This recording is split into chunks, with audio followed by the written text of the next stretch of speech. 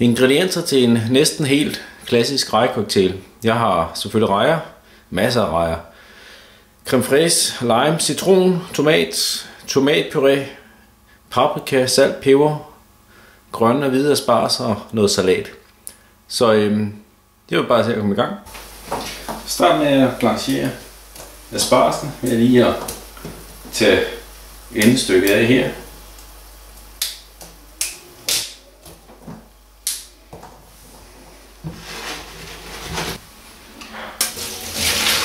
Efter et par minutter, så skal aspargesene bare stå og dryppe af og køle lidt af.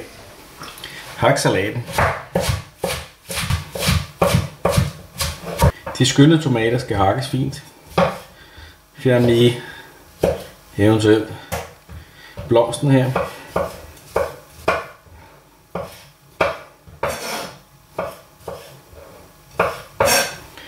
Aspargesene er nu afdampet godt. Jeg tager lige og laver dem i lidt mindre stykker. Det kan godt være lidt mindre. Så. Mine hvide asparges skal jeg også lige hakke lidt ud i mindre stykker. Der har jeg taget lidt hoved fra her til pynt. Og ja, det er dåse asparges det her. Nu er jeg gjort klar til dressingen.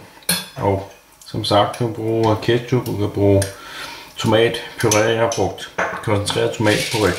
Synes jeg giver den bedste smag. Jeg skal bare ikke bruge så meget af det, så i forhold til puré, altså den store fra flaske, som også salt og peber skal der også til.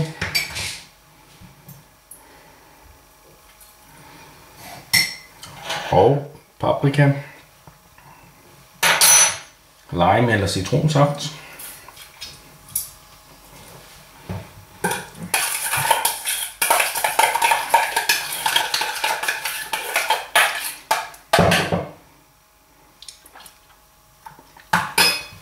Færdig. Start med noget salat i bunden her. Et glas. Så lidt tomat.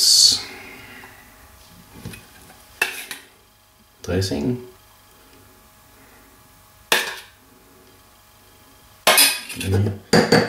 Banke det lidt. Rejerne. Masser af rejer. Asparges, både de grønne og de hvide. Igen lidt dressing. Banke lidt. Slå det af med lidt rejer og lidt salat. Lime på toppen, hvis de vil. Dressing. Og lige over her. Lidt dild. Voilà.